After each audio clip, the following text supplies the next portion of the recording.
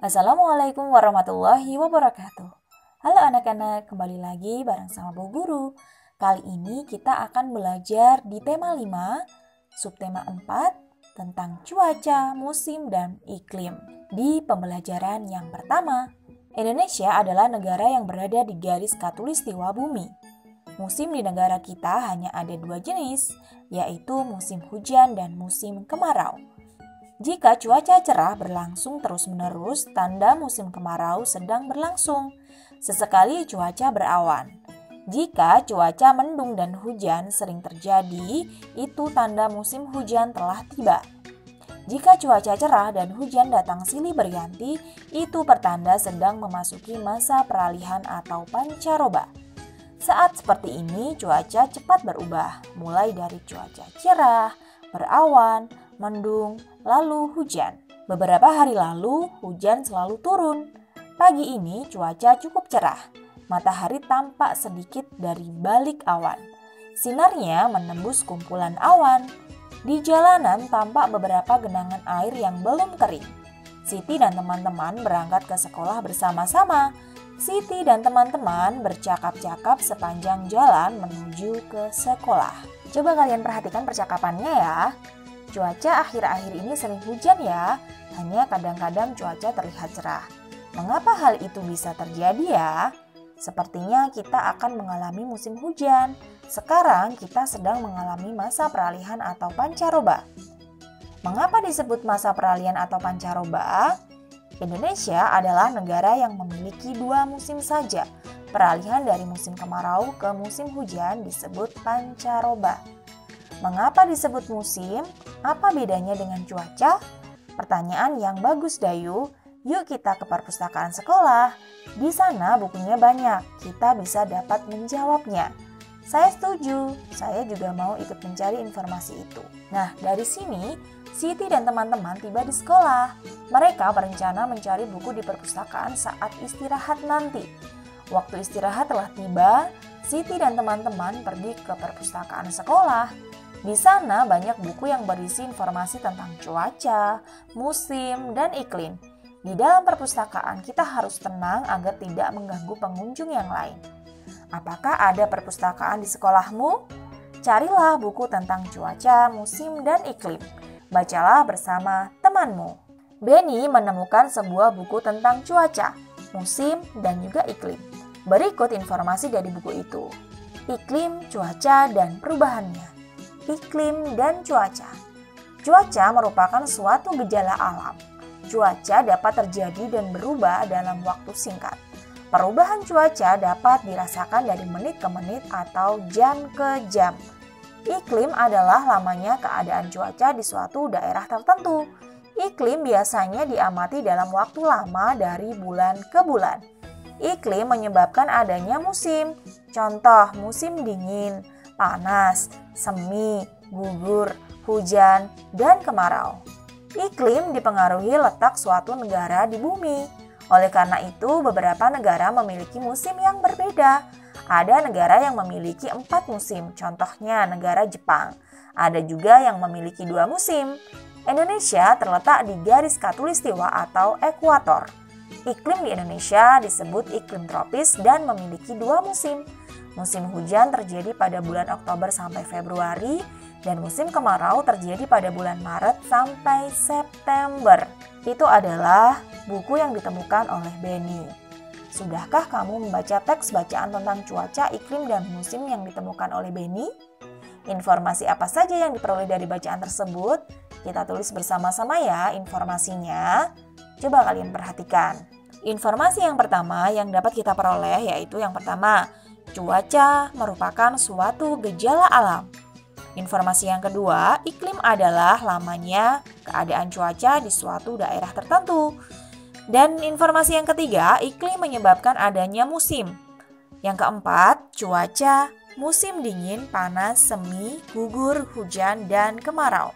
Yang kelima, iklim dipengaruhi letak suatu negara di bumi. Dan yang keenam, Indonesia terletak di garis khatulistiwa atau ekuator. Yang ketujuh, iklim di Indonesia disebut iklim tropis dan memiliki 2 musim. Dan yang kedelapan, musim hujan terjadi pada bulan Oktober sampai Februari. Dan informasi yang kesembilan, musim kemarau terjadi pada bulan Maret sampai September. Itu adalah informasi yang dapat kita peroleh dari bacaan yang ditemukan oleh Benny. Nah, di sini Dayu dan teman-temannya itu sedang berdiskusi. Coba kalian simak ya. Bagaimana Dayu? Apakah kamu suka dengan buku tadi? Buku itu sangat membantu Benny. Saya makin mengerti tentang cuaca, musim, dan iklim. Terima kasih. Wah, saya jadi bertanya-tanya, apa itu garis khatulistiwa? Dari mana kita tahu kapan datangnya musim hujan dan kemarau? Teman-teman, apakah bisa membantu menjawab pertanyaan Siti? Saya tahu jawabannya, tetapi tidak sekarang. Datang saja ke rumahku nanti sore. Wah, seperti ada rahasia saja. Baiklah, kami akan ke rumahmu nanti sore. Itu adalah percakapan dari Dayu dan teman-temannya ya. Nah, selanjutnya, pada sore hari Dayu dan teman-teman berangkat ke rumah Edo. Cuaca berawan mengiringi langkah mereka sepanjang perjalanan. Saat tiba di rumah Edo, mereka diminta berkumpul di ruang keluarga. Edo menjelaskan bahwa 3 hari lagi teman ayahnya akan datang. Namanya Pak Tono. Pak Tono itu bekerja di BMKG. Pak Tono akan menjawab semua pertanyaan teman-teman Edo. Ibu Edo akan membuat kenang-kenangan untuk Pak Tono. Ibu Edo akan membuat karya kreasi dari kain. Edo dan teman-teman akan membantu ibu. Beberapa jenis kain telah disiapkan oleh Edo dan juga ibunya untuk membuat karya dari kain yang ditempel dan juga dijahit. Sebelum dimulai, Edo mengambil gunting untuk memotong kain. Edo membagi-bagikan kain kepada teman-temannya. Inilah gambar karya yang akan mereka buat. Kain-kain itu akan digunting menjadi berbagai bentuk. Ada yang berbentuk persegi, segitiga, persegi panjang, dan lingkaran. Untuk hari ini, Edo akan menggunting kain yang berbentuk lingkaran dan persegi terlebih dahulu. Mula-mula, Edo menggunting kain berbentuk lingkaran. Ia mengguntingnya menjadi 3 bagian yang sama besar. Edo memberikan bagian kain yang pertama untuk Siti. Nah, ini adalah bagian yang diberikan kepada Siti ya, yang awalnya satu bagian yang berbentuk lingkaran utuh, yaitu bagiannya adalah 3/3, itu diberikan kepada Siti sehingga kita kurangkan jadi 1/3.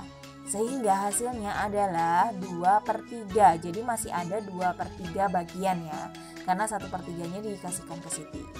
Edo memberikan potongan bagian kain yang kedua untuk Dayu dan Lani. Nah, masing-masing mendapatkan 1/3 bagian lingkaran. Di sini, kalau kita tuliskan seperti ini anak-anak, tadi sisanya ada 2/3 ya, dari yang awalnya dikasihkan Siti tadi, sehingga sisanya tinggal 2/3. Dikurangkan dengan potongan yang diberikan kepada Dayu ya, diberikan kepada Dayu sehingga dikurangi 1/3 ya, sehingga kita kurangkan ya. Di sini penyebutnya sudah sama, jadi kita tinggal mengurangkan pembilangnya saja ya. Jadi 2 dikurangi 1 hasilnya 1 ya, per di sini penyebutnya sudah sama, jadi kita tinggal tuliskan ulang saja 1/3. Begitu ya. Sekarang Edo menggunting kain berbentuk persegi. Ia memotongnya menjadi 4 bagian yang sama besar. Ini potongan kain yang pertama, coba kalian perhatikan ya. Dari sini tadi dibagi menjadi 4 bagian ya, sehingga kita tuliskan menjadi suatu bentuk pecahan ya. 4/4 dikurangi, ada 1 bagian ya, kita potong pada bagian yang pertama, jadi kita kurangkan dengan 1/4 ya. Itu bagian yang pertama, sehingga sisanya ada di sini penyebutnya sudah sama. Kalau kita mengurangkan, tinggal mengurangkan pembilangnya saja. 4 dikurangi 1 hasilnya 3, per penyebutnya 4 kita tuliskan lagi. Itu adalah sisa dari potongan kain yang pertama, ada 3/4. Lalu untuk potongan yang kedua ya, tadi sisanya 3/4, kita kurangkan lagi dengan potongan yang kedua, yaitu 1/4 ya.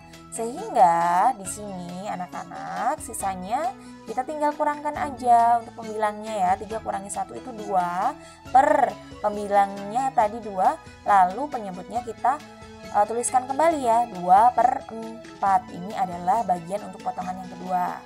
Lalu untuk potongan yang ketiga dan keempat anak-anak, kita lihat di sini ya, 2/4 tadi sisa yang terakhir ya, untuk potongan sisa potongan dari yang kedua tadi ada 2/4 dikurangkan dengan potongan yang ketiga itu 1/4 ya. Sama dengan hasilnya itu tinggal 1/4. Jadi di sini potongan kain akan diberikan kepada Edo, Benny, Udin, dan Ibu Edo. Masing-masing akan mendapatkan 1/4 bagian persegi. Sudah paham ya? Sekarang mengurangkan pecahan berpenyebut sama. Di sini Edo memberikan potongan kain dengan melakukan operasi pengurangan pecahan berpenyebut sama. Cara untuk mengurangkan dua pecahan yang sama penyebutnya itu adalah dengan mengurangkan pembilangnya saja. Mengapa? Coba kalian perhatikan contohnya ya.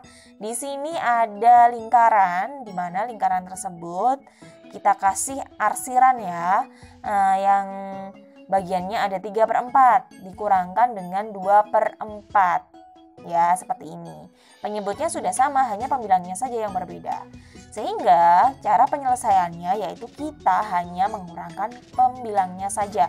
3 dikurangi 2 itu hasilnya 1. Per penyebutnya kita tuliskan lagi 4. Sehingga hasilnya 1/4.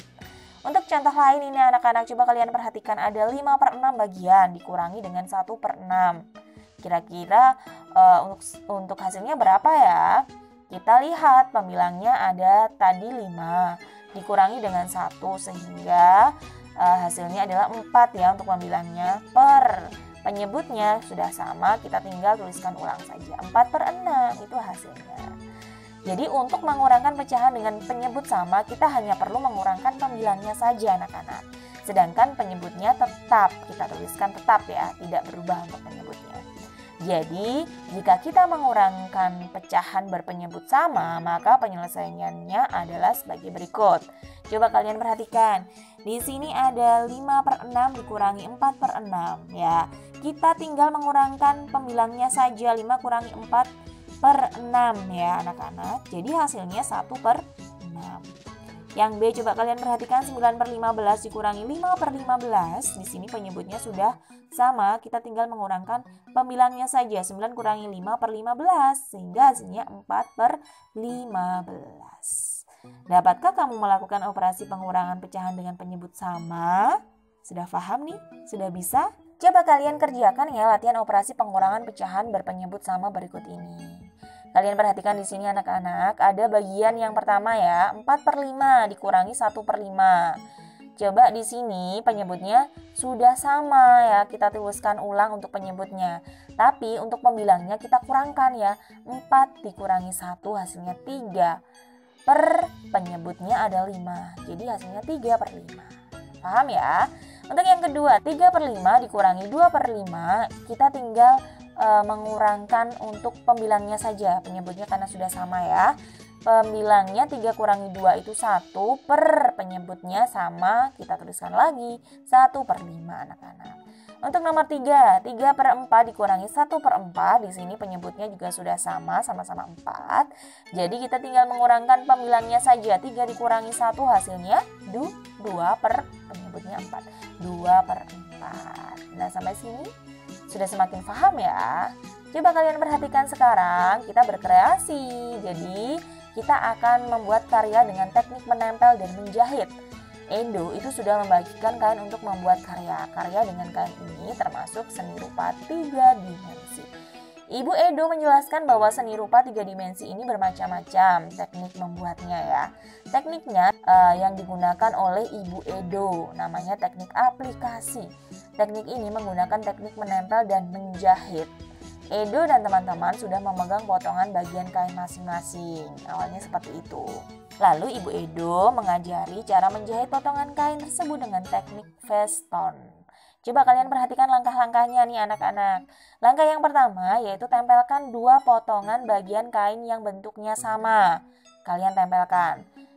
Terus kalian perhatikan posisi jarum pada kain. Tusukkan jarum sesuai gambar. Coba kalian perhatikan gambarnya nih anak-anak.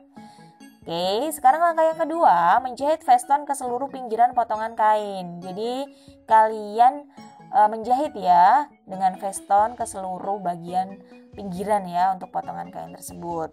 Langkah yang ketiga, menempel potongan bagian kain yang sudah dijahit ke kain utama ya.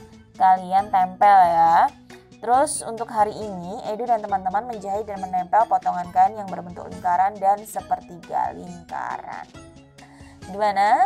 Sudah bisa ya kalian praktekkan coba di rumah dengan menjahit teknik veston.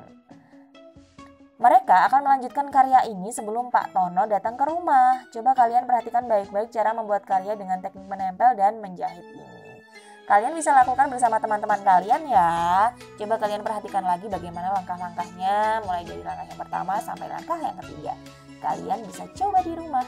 Oke, mungkin itu saja yang dapat Ibu sampaikan ya untuk materi kali ini. Semoga dapat bermanfaat. Wassalamualaikum warahmatullahi wabarakatuh.